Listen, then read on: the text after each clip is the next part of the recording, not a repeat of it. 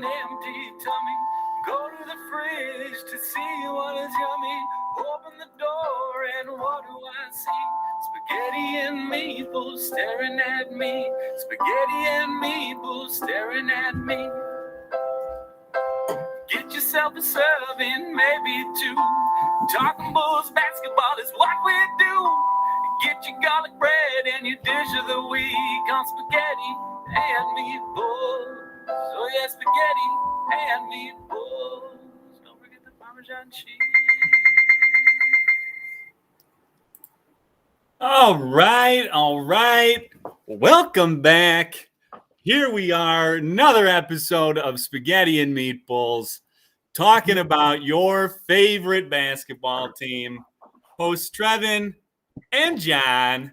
I just want to say, every time I hear that song, it just puts me, I feel like it's like the Cheers theme song or something. Like it takes me somewhere. Oh, wow. There's something about it that just kind of calming. It's a calming presence. And you know what's coming next. You know what it's all about. So yeah, it's like, it just, I don't know, brings me somewhere. It was, I'm not tooting my horn or anything, but it just came to me one day like a bolt of lightning, and yeah. Well, so right when we needed it. So I don't know, but how's it going over there? How you feeling? Good. It's going good. How you doing? Good. Kind of a little bit of a letdown week. Yeah. Game-wise and obviously health-wise. So yeah. So should we start off with our shout outs? And I know we had at least one text into the text line. Yeah, we wanted to get to, and then I got some questions about your guys on the inside, as I always do, because I think that's point of emphasis today. Okay, yeah, that sounds good to me. Sounds like a plan.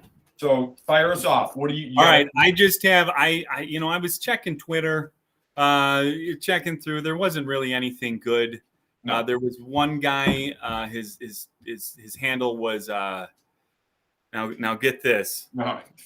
Brian Belvin.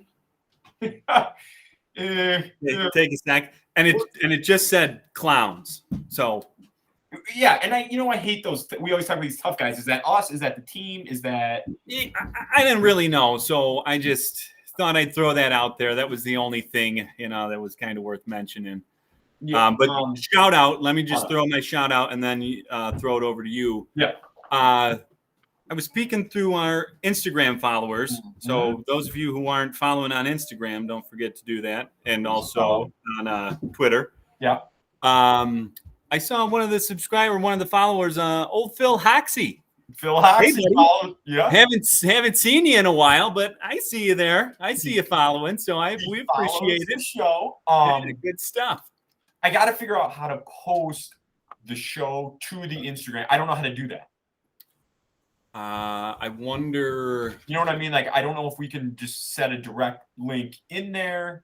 You know what? We probably could, because when I post it on here, it asks if you want to share it on anything. So yeah, we'll just figure that out tonight. Yeah, we'll figure that out. Yeah, good mention. What do you got over there? Let me bring it up. I did a screenshot of it, as I like to do. Sure. So I get everything. Yeah, so you can capture the whole. Yeah, I want the essence whole of it. Yeah, I want the whole thing here. Okay, wrote it down. Another. This one's at the show. Some of these guys. Oh gosh, not another one. Yeah, it is. Get this. Soggy Bulls 187. Soggy Bulls 187. So at least a fan of the team, I think. Yeah. Okay. Sure. Okay, and it wasn't a shot at anybody this time. He comes out and says, I can't even read this. Oh, man, this is going to be good. Yeah, he puts, just when the Bulls had me harder than a diamond in a snowstorm, freaking COVID hits. Ain't that the truth, though? Yeah, Soggy Bulls, we're with you. Yeah, I mean that is about as you can't state it any better than that. No, I remember last week we were flying high. We were at. Yeah, when we were a little concerned about COVID, there was a few cases. It was like, okay. But then it just exploded over the last 7 days. Yeah, we were flying high. And here's the thing where I'm at. is I'm not any less high in the team. It's just Oh, the no. situation. Yeah. It's just a little bump in the road. Right. So Soggy Balls 187. We'll get back to you. Yeah. You got the guys on the inside. What are you hearing? Obviously, the show is going to be about COVID. Yeah. Well, Kobe is back in the building. So that's good news. I don't know necessarily, he's kind of working back into it. So when he'll be back. But he is back in the building. And I know I had Did I hear a something list about here. Javante, maybe? What's that? I thought I heard something perhaps about Javante. Yeah, he is also, because those two have passed the 10-day protocol. So now it's just kind of getting them back into shape, running, they got the cardiovascular test that they do and make sure everything's all right. So hopefully, because tomorrow night's game is postponed. And then what is it, Sunday? And Sunday got bumped from 2:30 to 7. So possibly see both of them back on Sunday. And I heard maybe even DeMar. Yeah, because that was the other. DeMar, actually, his 10th day was today. Okay. And then also Matt Thomas and Derek Jones Jr. will be at least past the 10-day by Sunday. So again, whether they'll be back or not. Right. I guess here's the question is, are your guys on the inside saying like this is just a Bulls thing, or is this a league-wide problem where we could be looking at? Well, I don't know. I mean, if I were the league, I'd definitely be concerned because it's not. I know the Bulls seem to have it the worst, but I know that the Lakers have had some issues with it, and there's a couple other teams. So yeah, and we got that. We're playing them Sunday night. So yeah, I know. I mean, it's going to be interesting. So yeah, they just lost Malik Monk and somebody else. They lost 2 guys. Yeah. So and I mean, if it's anything like the Bulls outbreak, it'll be 2 guys today, and I mean, it could be 4 more by Sunday. Yeah, you don't know. So okay, so we got some good news. So let's try to focus on the positive. We had 2 games. We had the Cleveland game, the Miami game. Just I'm throwing them in the toilet, and I'm flushing it. Yeah.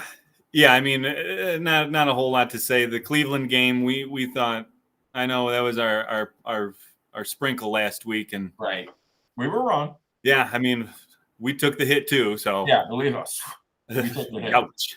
Yeah, but yeah, and then I mean the Miami game. I don't know what else. What are we gonna do? Yeah, exactly. And I'm not taking shots at anybody here. But when Devin Dotson is playing significant minutes for us, yeah, I know exactly. We're talking about a guy who's really a G League player, right, and up playing significant minutes, and even that other big guy Simonovic, he got like 8 minutes or something. But, so yeah, even Troy Brown Jr. played like 35 minutes or something tonight. So I mean, which we thought would be a contributor, but like 8th or 9th man, and now you're playing 80% of the game. Right. So not shocking outcomes those 2 games. We're getting people healthy. What do you expect Sunday night? Well, I think I'm hoping not only for those guys back from COVID, but Alex Caruso came back Saturday night against the Heat, played 27 minutes. Didn't look great, you could tell he was still hurting, but this week off, of just being able to rehab it and stuff will hopefully help. He had a great play on because that's in LA, right? Yeah. And yeah.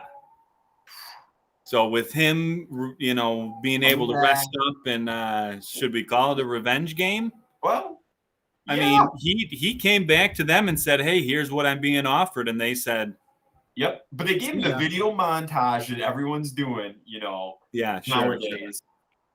So yeah, I mean, it's still, I think, Mike, going to take a week for, everybody to be back into form and being a cohesive group again. But yeah, for sure. We'll see what kind of team we play on Sunday with the Lakers, like we were saying with the COVID. So, but yeah, I'm looking forward to Caruso being back and healthy. I think because you can see when he doesn't play, it's just missing that spark, because he didn't play in that Cleveland game, and he whether he starts or he's the first guy off the bench, he sets that tone, and it's just those defensive hustle plays, those hands are just everywhere. Exactly.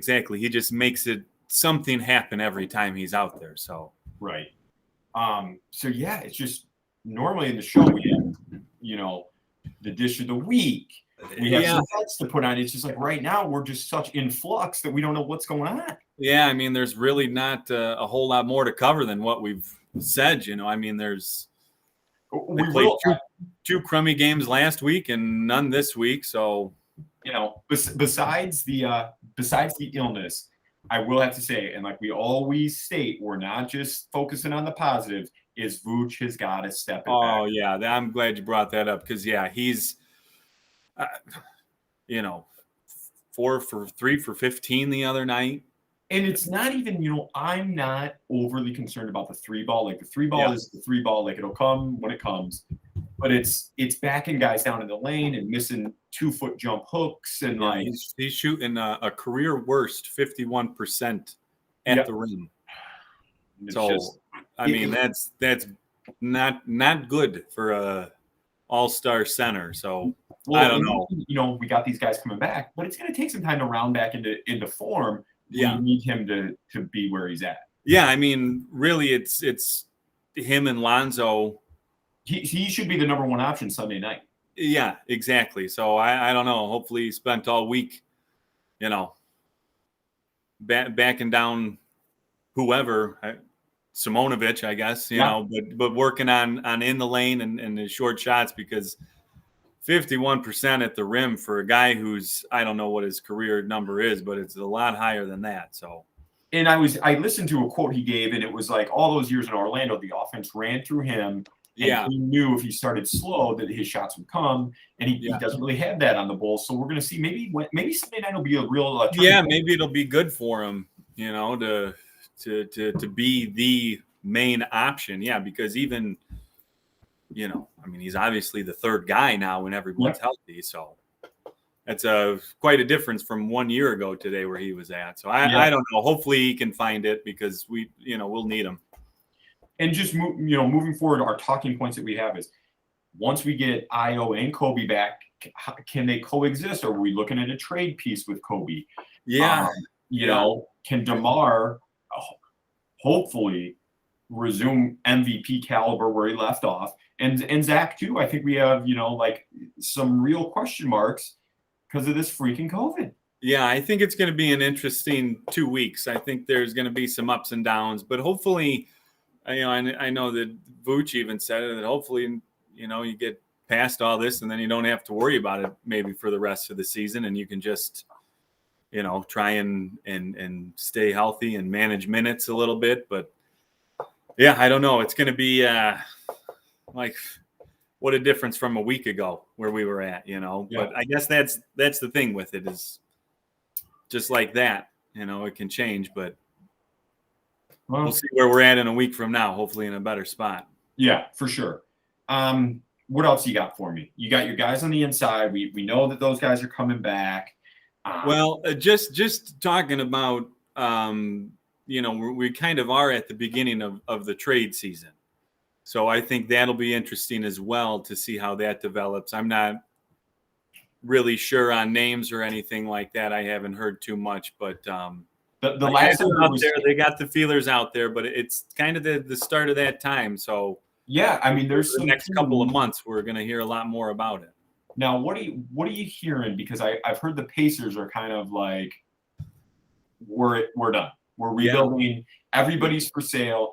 Now, the bonus, we don't have the pieces to acquire. But what about Miles Turner? Do we have?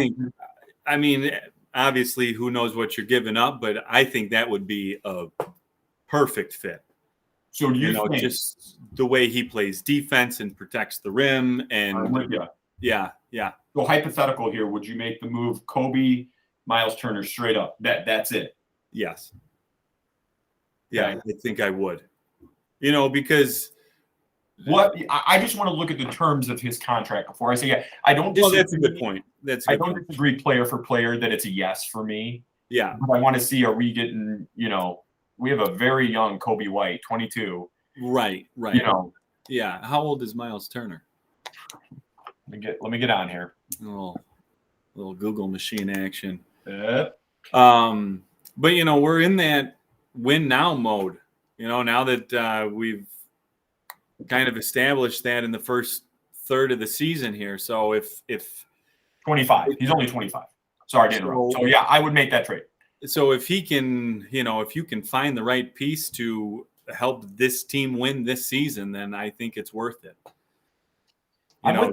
So now, I think that's going to be something we definitely need to keep our eye on and keep the pulse on of what's going on in the trade market, because if we're still, we get to All-Star break and we're still at the top of the division, maybe even the top of the conference, I think we got to pull the trigger on a big man. Yeah. Oh, I think so too. And I know that there's that's last week I was talking about shout out to my buddy Harry, and he's got a few names. So I'm hoping he might know a little bit more on the West Coast than I do. Yeah, because I hear you. He was throwing a couple of names out actually.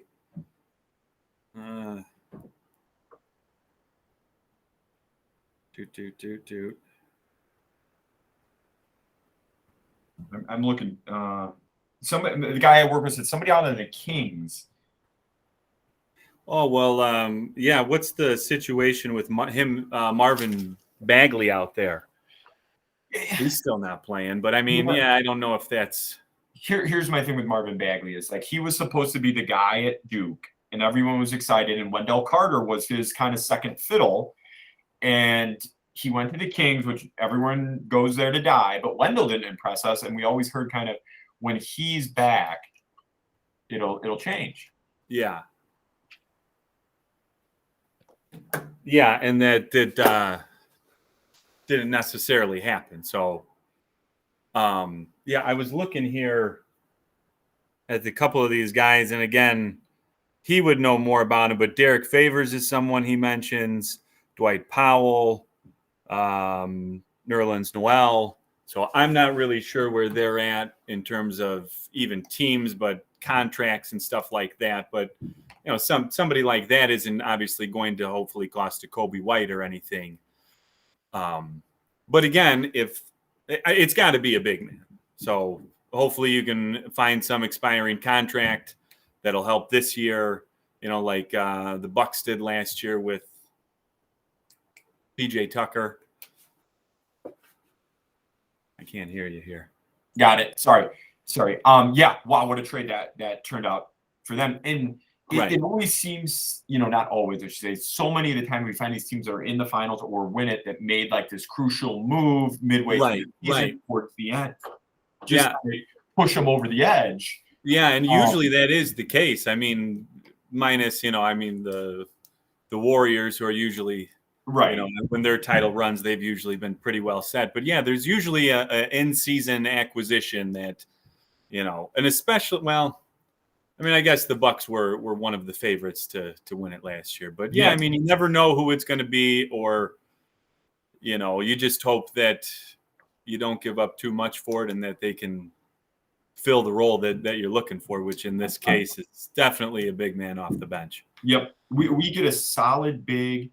But to me, it's kind of a counterbalance because if we get that and Io keeps producing at that level, then I'm great. But we get that and we trade a Kobe White, and it's like, Now you've kind of put all your eggs into one basket, as they say, and counting on Io to continue this ascension. So upward trajectory, yeah. Because, you're right. We have seen, when Kobe's on, he's one of the most dynamic scorers in the league. Yep.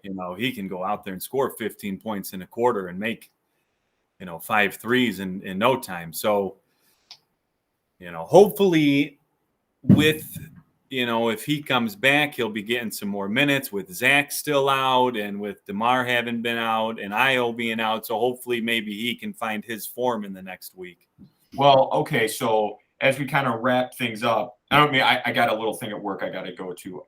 Do your thing. No worries. We're going to keep an eye on the guys and how they kind of round back into form from COVID. We're going to say, can Vooch take the big step that we've been looking for, especially in our dire time of need? Yeah. And then we're going to keep our, our ears open to the trade, pool, the trade deadline, and see what moves we need to make. Yep. So what do you think? Sunday night, we don't have the line yet, but do we take the Bulls on the money line, or are you want to wait and see what the line is? Hey, I'm going all in on AC. I'm going on the money line. All right, we got whatever it is. We lost. We had the 500. Yeah, we got it. We lost 250 of it. Yeah. So what do you want to put on it? Hundo? Yeah, that sounds good to me. Okay, we're gonna put a hundo or as we call it, 1 unit. Yeah, we're gonna put 1 unit on the Bulls money line that could profit you a little bit. So there it is. There's our sprinkle. There's our sprinkle. Yeah, we really do not have a dish of the week. No. Io had a couple of good passes, assists in that Cavaliers game last week, but when you're just getting your head beat in and Devin not really a whole lot. No. To get excited about. So before we go, though, there was something that we talked about in the pregame show that I did you wrong, John. Well, let's just address the wrong. 800-pound gorilla. It's a big one, yeah. In the room. Yeah. So let's just real quick, and I got about a couple minutes. Hopefully you guys didn't notice too much tension here going on this week, but move past it. Here's the scenario. It's our fantasy football league. It's week 17. I'm sitting in 6th place. Trevin is in 2nd or 3rd. 3rd place. I am playing the 2nd or 4th place guy in the last week of the season, battling. Trevin is playing the 7th place guy. I need the 7th place guy to lose to hang on to my spot in case I lose. Long story short, I end up losing. I scored a ton of points. I lost. Trevin did not notice, did not put a kicker in. I don't think that turned out to be the deciding factor. I can't say now. I don't want to say that I didn't notice because I was aware of it. No. I said you didn't have one in. Okay, right. I did not play. I didn't want. I got Nick Folk. He's a reliable kicker, and I didn't want to screw around. I didn't. I mean, just we one thought of it was those going to be an easy victory. Ah. Kyler Murray had a bad game for him. Turns out he lost the game. I lost the game. I'm out of the playoffs. Here's the good news, guys. You want to tell them the good news? Yeah, I mean, if you want to call it the good news, because I still feel pretty bad about it. It's not your fault. The kicker would not have made a difference, but it's still it stings. I know. So what I have made the promise to you, John, and I'm stating it here to all our listeners: if I win any money at all throughout the playoffs, me and John, we're going to a Bulls game. And I told Trevin I love it. On me. Horse in the race. I'm rooting for Trevin's team to win this thing. And then we're going to go to a Bulls game. And maybe and you can pick it out. You look at the schedule. We'll figure out what works for everybody. And maybe when I say everybody, I mean me and you. That's a great idea. Yeah, that's a great idea. My laptop, we'll fire it up. We'll be on one screen. We'll do a live show. Oh, now you're talking. So we got a lot to look forward to. So don't worry about it. It's fantasy football. I understand there's things that happen. And now I just want to state too that even more, John scored like 160 points this week. I had, but you know what? That's life. Yeah, that's the way it goes, I guess. But so that's the least I can do, though, is we're gonna. Hey, I appreciate it. Hit up the UC. So I guess that's I got to get run. That's all we have for today. So that's al dente.